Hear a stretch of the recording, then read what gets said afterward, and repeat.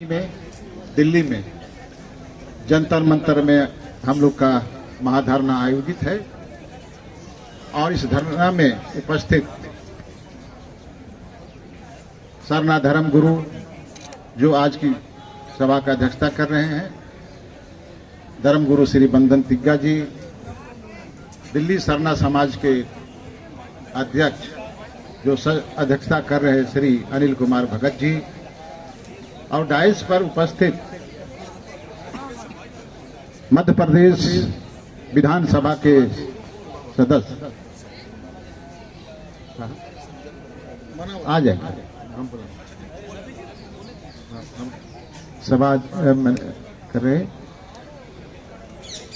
विधानसभा के सदस्य, देश के जुझारू नेता और आदिवासियों के हितैषी मैं बहुत पूर्व से जानता हूं, श्रीमान हीरालाल अलवा जी, मंच पर उपस्थित विद्यासागर किरकिट्टा जी और गण्यमान्य अतिथिगण, प्रतिभागीगण और इस महाधरना में उपस्थित सरना धर्मावलंबी भाइयों और बहनों, आज जिस तरह का शौर्य ऊर्जा सरना धर्मावलंबियों ने दिखाया है, इस देश की राजधानी में जो उलगुलान किया है अपनी अस्तित्व की रक्षा के लिए, अपने अस्मिता की रक्षा के लिए और धार्मिक आजादी के लिए, यह समा बरकरार रहना चाहिए। आज सबसे प्राचीनतम धर्म आदिवासियों का प्रकृति पूजक, आदिवासियों का सबसे बड़ा कैनवास में हमारा सरना धर्म सामने है, जो हमने नहीं बनाया है, इसका नामकरण हमने नहीं किया है और आज की पीढ़ी ने नहीं किया है। यह पुरखा दर पुरखी सेंचुरी एगो से जब से मानव जाति का प्रादुर्भाव हुआ है, हमारे पुरखों ने इसको संजाया है, संवारा है और एक अलौकिक दुनिया हमारा बनाया है, एक वर्ल्ड व्यू बनाया है। और यह किसी भी धर्म भारतवर्ष में जो आई है उससे सबसे ज्यादा पुराना भी है। और आजाद भारत में जिस तरह से आप सभी जानते हैं, जनगणना परिपत्र में हिंदू धर्म है, सिख धर्म है, जैन धर्म है, बौद्ध धर्म है, ईसाई है, इस्लाम है और हम लोग का अस्तित्व मिसनोमर है। पहचान कौन है, इसके लिए कौन दोषी है, इसको हमको निरूपित करना होगा। इस परिस्थिति के लिए भारत के आदिवासियों के लिए, जिनकी संख्या भारत की आबादी का 8.2% है, लगभग 17 करोड़ है, उनके साथ इस तरह का मजाक, क्रूर मजाक आजाद भारत में किसने किया है, इसको पहचान करने की आवश्यकता है। मेरे समझ से हमारे यहाँ जो सांस्कृतिक व्यवस्था है, जो भारत के सांस्कृतिक अदम्य स्वरूप में हम जानते हैं, जैसे हिंदू धर्म है, इस्लाम धर्म है, ईसाई धर्म है, इन लोगों का अतिक्रमण हमारे धार्मिक अवस्था पे हुआ है और अनवरत आज भी चालू है। भारत सरकार ने हम लोग को चौराहे पे खड़ा कर दिया है और सॉफ्ट टारगेट के रूप में धर्मांतरण के लिए हम लोग को मजबूर किया गया है। भारत में धर्मांतरण का मतलब हुआ कि आदिवासियों का अस्तित्व को समाप्त करो, उनकी सामाजिक परिस्थिति, सांस्कृतिक परिस्थिति और धार्मिक अवस्था को समाप्त करो और उसके बाद दूसरा मॉडल उसके सामने रख दो कि वो अपना सारा संतति भूल जाए, पुरखों का दिया हुआ पारंपरिक धर्म को भूल जाए, अपने सारे अस्तित्व को, रूप को भूल जाए, अपना प्रकृति को भूल जाए और प्रकृति के आगोश में जो उनके जीवन शैली का प्रादुर्भाव हुआ है, पुरखा लोगों ने दिया है उपादान के रूप में, वो नष्ट हो जाए। इस तरह का साजिश समस्त भारत में उन संस्कृति ने किया है जो आज कहता है कि हम सबसे बड़ी संस्कृति है। वैसा संस्कृति बड़ा नहीं हो सकता है जो दूसरे संस्कृति को सम्मान नहीं करता है। आज भारत के आदिवासियों की संस्कृति क्या है? प्रकृति के आगोश में जो पारिस्थितिक सिद्धांत पर आधारित जीवन शैली है, जो अनूठा है, जो दुनिया से हम लोग को अलग करता है, अस्तित्व को अलग करता है, वो संस्कृति के साथ कुठाराघात किया जा रहा है। एक छोटी सी मांग कि हमको आजाद भारत में अलग धर्म के रूप में कोड दिया जाए, सबने आपको दिया है। जैन धर्म को दिया जिसका मात्र 44 लाख है, उसको आपने स्वीकृति दे दी, क्यों? और हमको क्यों नहीं भाई? जबकि 2011 की जनगणना में 49.57 यानी 50 लाख से अधिक की जनसंख्या है, उनको क्यों चौराहे पे आपने खड़ा कर दिया? धर्मांतरण के लिए सॉफ्ट टारगेट के रूप में हमने व्यवहित किया है। आज वो शरणाइजेशन हुआ हमारे बीच में। पश्चिमी सभ्यता और धर्म की संस्कृति ने हमको छित भछित कर दिया है पूरे राज्य देश। आज हम संभल गए हैं और सांस्कृतिक पुनर्जागरण की स्थिति में आज यूथ जितना हमारे बीच संस्था में खड़े हैं, इस महाधरना में खड़े सैकड़ों संस्था से जुड़े हुए लोग हैं, उनके बीच धार्मिक क्रांति हुआ, सांस्कृतिक क्रांति हुआ, सामाजिक क्रांति हुआ और सांस्कृतिक पुनर्जागरण का एक अनूठा स्वरूप, अदम्य स्वरूप देखने को मिला है। तो दूसरे लोग घबरा रहे हैं। आज सरना सनातन की बात करता है लोग और सरना धर्म को जोड़ के कहता है। आप थोड़ा पढ़िए, लिटरेचर को पढ़िए, भारत के इतिहास को पढ़िए, या मोहनजोदड़ो हड़प्पा संस्कृति में जो खुदाई हुआ, इन्फ्लुएंस ड्रॉ हुआ, उसको आप पढ़िए।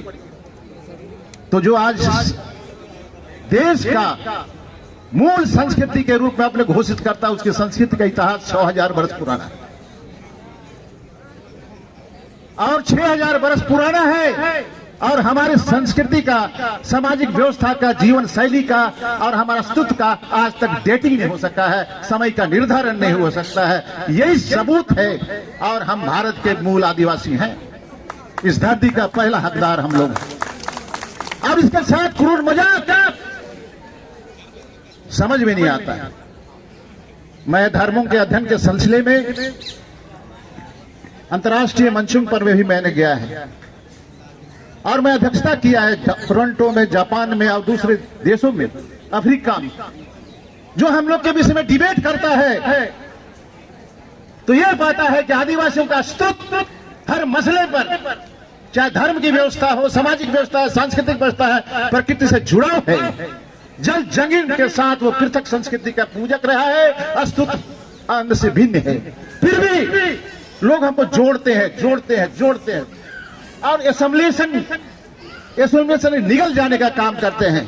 तो धर्म नहीं हो सकता है। जो दूसरे धर्म का जो कदर नहीं करता है और उसको निगल जाने की कोशिश करता है, वैसी संस्कृति धार्मिक संस्कृति नहीं हो सकती है। ये बलजोड़ी करता है। आज आदिवासियों का धर्म का अपन जीवन शैली का इथोज और इटोज जीवन तत्व है और जीवन दर्शन है, उसको सबसे जानने की कोशिश करें लोग, तब समझ में आएगा आदिवासी जनजीवन प्रणाली क्या है, शैली क्या है, उनका अस्तित्व क्या है, वह कौन है। इसको जानने के लिए आदिवासी बनना पड़ेगा और आदिवासी ही आदिवासियों के बीच में कुछ बोल सकता है, जो धर्म में जिया है, मरा है और अपनी संस्कृति को आगे बढ़ा है। उसके सिवा दूसरे को हमारे विषय में जानने, परिभाषा करने का अधिकार नहीं है। ये मैं कहना चाहता हूं। आज सबसे बड़ी संस्कृति में मानता हूं और उसका आदर भी करता हूं। ये आज संस्कृति के जितने भी व्यवस्थाएं हैं, मान्यताएं हैं, परंपराएं हैं, उनका डायरेक्टिव प्रिंसिपल है, वो हमसे कभी भी मेल नहीं खाता है, कभी मेल नहीं खाता है। वो फिर अलग, फिर भी जबरदस्ती आप मेरे अंग हो, मेरा प्रत्यंग हो, ये कह के आप हम लोग को परिभाषित करते हैं, सरासर गलत है। इसको हम लोग को स्वीकार कभी नहीं करना चाहिए। हमें दुख है कि सारे चीजों को जो आज आप लोग समझ रहे हैं, समाज के हर लोग समझ रहे हैं, लेकिन हमारे राजनेता जो जनप्रतिनिधि होते हैं, जो कानून बनाते हैं, जो सही जगह रखते हैं बात को, पार्लियामेंट में रखते हैं, असेंबली में रखते हैं, राज्य सरकार के सामने वो गूंगा है, बहरा है और कान को बंद कर दिया है। हम उनको आगाह करते हैं कि आज अगर इस मसले को समाधान में आप अग्रणी की भूमिका नहीं रखेंगे तो हमारे लोगों ने नारा दिया है कि सरना कोड नहीं तो वोट नहीं, हम उसको आगे अपना राजनीतिक एक्सप्रेशन भी लाएंगे, हम अपना राजनीतिक एक्सप्रेशन भी लाएंगे और हमारा मुहिम हम खुद चुनेंगे, देखा जाएगा आगे क्या होता है। ये समय आज हमारे नौजवान मित्रों ने, नौजवान पीढ़ी ने तय कर लिया है। ये सबसे बड़ी उपलब्धि सरना समाज को, आदिवासी समाज के लिए।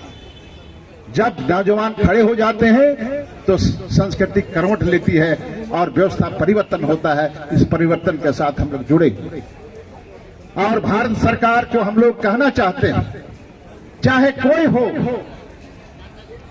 कई तरह की बात हो रही है भारत सरकार में कि आदिवासियों के साथ वो लोग हमारी संस्कृति को माने। और आज का जो मुहिम है भारत सरकार का, वो कई तरह की बात, सिविल कोड की बात अभी चर्चा हो रही थी। कई प्रश्न पत्रकारों ने पूछा धर्मगुरु जी साहब से, अरे सिविल कोड कैसे, आप बनाओ तो सही। सिविल कोड के मायने होते हैं संविधान के दायरे में, और जहां पर सांस्कृतिक विभिन्नताएं हैं पूरे देश में, कितने मुसलमान भाई लोग हैं, कितने हिंदू भाई लोग हैं, कितने ईसाई भाई लोग, कितने आदिवासियों का है, कई तरह की विभिन्नताएं हैं। और यूनिटी, डाइवर्सिटी में यूनिटी को कबूल नहीं किया जाता है, वरना इसको सिविल कोड के थोपना चाहता है। ये जरूरी है, लेकिन सिविल कोड के बनाने के पहले भारतवर्ष के सभी संस्कृतियों के विषय में जानकारी भी होनी चाहिए। सांस्कृतिक व्यवस्था क्या है, सामाजिक संरचना क्या है, समाज आचार संहिता क्या है, इसको बिना समझे किसी तरह का सिविल कोड को हम समझते हैं किसी भी जाति और किसी भी धर्म, किसी संप्रदाय या किसी समुदाय के विषय में आक्षेप पहुंचाना होगा। मैं स्वागत करता हूं इस बात को। हमारे अलवा जी, हमारे और तमाम वक्ताओं ने कहा है कि हम आज खड़े हैं, कदम बढ़ा चुके हैं, कदम रुकना नहीं चाहिए, सारे देश में क्रांति होना चाहिए आगे। हम किसी के मोहताज नहीं हैं। आज जितनी संपत्ति आदिवासियों के बीच है, लैंड प्रॉपर्टी, राजा लोग हैं, आज राजा लोग हैं, और हमारे धर्मों को लोग गुलाम बनाए, हमारी संस्कृति को गुलाम बनाए, हमारी जो जीवन शैली है उसको गलत परिभाषा करता है। इस किसी को हक नहीं। मैं आज कल के जो हम लोग के प्रतिनिधि सभा और आज बैठक हो रही है, धरना हो रही है, इसके माध्यम से भारत सरकार को हमारे राष्ट्रपति माननीय श्री द्रौपदी मुर्मू, मैं उनसे आशा करता हूं, चूंकि जब झारखंड की राज्यपाल थी तो उन्होंने एक वक्तव्य दिया था और सही था। उन्होंने कहा भारत के आदिवासी, इस राज्य के आदिवासी प्रकृति पूजक है, मूर्ति पूजक नहीं है। ये उनका स्टेटमेंट। हम उम्मीद करते हैं कि अपनी बात को जरूर स्वीकार करेंगी, क्योंकि ये सुलझी हुई व्यक्ति है और ऐसा व्यक्तित्व है तभी तो राष्ट्रपति बना। तो इसलिए मैं भारत के राष्ट्रपति के उस वक्तव्य को याद दिलाना चाहता हूं जो उन्होंने खुद बोला था, और ये बहुत बड़ा विवाद का विषय हो गया था। और वो फैनेटिक ग्रुप जो आज की राज सत्ता को संचालन करता है, और माना जा रहा है कि भारत के माने ये सारे सरकार नागपुर से संचालित हुई है, उसको चोट भी लगाता, उनके वक्तव्य से चोट भी लगाता। कई तरह के वहां की तत्कालीन सरकार ने भी इसको कंट्रोवर्सी में लाया। भाइयों, आदिवासियों के विषय में आदिवासी ही समझ सकता है। जंगल, जमीन, जल और उसकी जो अलौकिक शक्तियां हैं और जो पारिस्थितिक सिद्धांत पर जीवन शैली है, पॉलिटिकल सेटिंग है, उसको केवल आदिवासी ही समझ सकता है, दूसरा नहीं समझ सकता। इसलिए गलत परिभाषा है। आज बेहद खुशी की बात है, समय बहुत हो गया, लेकिन हम लोग ने कल चर्चा की कि देश के विभिन्न भागों में हमारा सामाजिक और सांस्कृतिक साथ धार्मिक क्रांति होगा, और भारत के सारी व्यवस्था को हम लोग देखेंगे और ये बताना चाहेंगे कि भारतीय संस्कृति के अद्भुत स्वरूप, अनूठा स्वरूप आदिवासी संस्कृति से कितना मजाक किया गया है भारत सरकार और राज्य सरकार के द्वारा। आज भारतीय संविधान में 5वीं अनुसूची है, 6ठी अनुसूची है, पेशा कानून है, जंगल कानून है, फॉरेस्ट लॉ है। आज पूरे देश में किसी भी राज्य ने अब तक उसका अच्छा पालन नहीं किया। ये भी बहुत बड़ा करूण मजाक है। इधर भी हम लोग को ध्यान देने की जरूरत है। अलवार जी ने आंदोलन छेड़ा था मध्य प्रदेश और छत्तीसगढ़ में 5वीं अनुसूची को लेकर छेड़ रहा था। यूथ में एक अजब क्रांति आई थी और वहां बदलाव आया। हम चाहते हैं कि झारखंड में और अन्य प्रदेश जहां पर 5वीं और 6ठी अनुसूची है, जिसमें शासन प्रशासन से लेकर के हमको अधिकार दिए गए हैं, हमारी संस्कृति और सामाजिक परिस्थिति और सांस्कृतिक परिस्थिति को मद्देनजर देख करके हमारा शासन और सुशासन की व्यवस्था की गई है। वो तमाम चीज के विषय में हम सबों को जागरूक होना होगा और अपने अधिकार के लड़ना होगा। आज 5वीं अनुसूची क्या है? स्वशासन का एक प्रतिरूपण है। 6ठी सोचिए एकदम ऑटोनॉमी है। ये किसको है? भारत में आदिवासी। और भारत के संविधान में जो हमको दिया गया है उसको केंद्र सरकार और रिस्पेक्टिव राज्य सरकार जहां जहां आदिवासी बहुल क्षेत्र है, 5वीं अनुसूची 6ठी अनुसूची है, आज तक वो दोषी है, वो हमेशा अन्याय किया है, कहीं भी लागू नहीं किया। आज और ये सारा चीज लागू होगा तो आदिवासियों की अलग दुनिया होगी। आदिवासियों का जो संस्कृति है, विशिष्टताएं हैं, अनूठापन है और जीवन शैली है, दुनिया को एक नेतृत्व दे सकता है। इतना क्षमता आदिवासी समाज में है और कहीं नहीं देखने को मिला। तो ऐसी दशा में आज अपने आप को धार्मिक समूह मानते हैं। अरे भाई, मछली थोड़े हैं जो निगल जाओगे, छटपटाएंगे। भारतीय संस्कृति के मूल स्वरूप को हम लोग आगे लाएंगे और आजाद भारत में है हम अपने हक के लिए कभी पीछे नहीं हटेंगे। इस संकल्प के साथ हमको आगे बढ़ना है। मित्रों, आज मैं थोड़ा बूढ़ा हूं, ज्यादा गुस्सा हो जाता हूं, क्षमा करिए। 71 साल के बुढ़ा और मैं किडनी 2 बार हम अधिक करते हैं, लेकिन मेरी इच्छा है कि हमारा धर्म को आजादी मिले, हमारा धर्म को स्वतंत्रता मिले, हमारे धर्म को आभा को दुनिया स्वीकार करे। इन्हीं शब्दों के साथ जय धर्म, जय सरना, जय आदिवासी। भारत के आदिवासी एक हो, एक हो, एक हो। भारत के आदिवासी एक हो, एक हो, एक हो। सरना धर्म जिंदाबाद, जिंदाबाद, जिंदाबाद। सरना धर्म जिंदाबाद, जिंदाबाद, जिंदाबाद। सरना कोड लेके रहेंगे, सरना कोड लेके रहेंगे। यही हमारी धार्मिक आजादी है। जय धर्म, जय सत्य।